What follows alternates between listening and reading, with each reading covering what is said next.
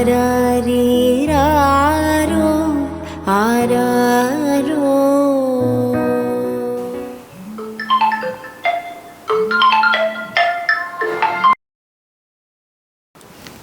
Hello. സാറേ, അതെ കഴിഞ്ഞ മാസം ഇറക്കേണ്ടിയായിരുന്നു. ചെറിയൊരു ഹോസ്പിറ്റൽ കേസും കാര്യങ്ങളിലായി പോയായിരുന്നേ. ആയിക്കോട്ടെ ഞാൻ ഈ മാസം അങ്ങനെ ഞാൻ അറേഞ്ച് ചെയ്ത് തരാം. Okay, thank you sir. Okay.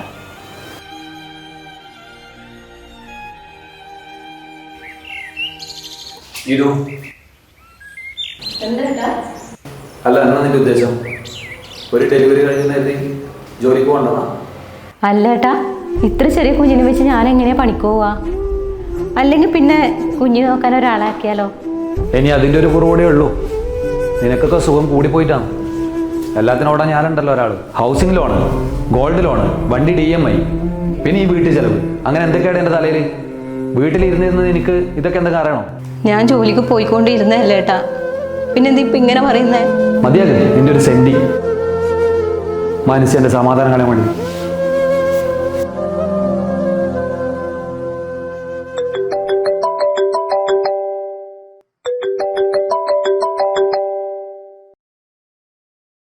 Hello Geethu, good morning.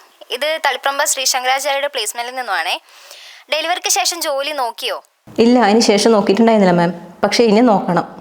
എങ്കിൽ നാളെ തന്നെ ഒന്ന് ഇന്റർവ്യൂ അറ്റൻഡ് ചെയ്യാൻ പറ്റുമോ? കാരണം 2 വർഷം എക്സ്പീരിയൻസ് ഉള്ള ഒരാളെ ആയിരുന്നു നോക്കുന്നത്. ഒന്ന് ബയോഡാറ്റ അയച്ചേക്ക്. ഓക്കെ, ഞാൻ ഇപ്പം തന്നെ അയച്ചു തരാം മാം.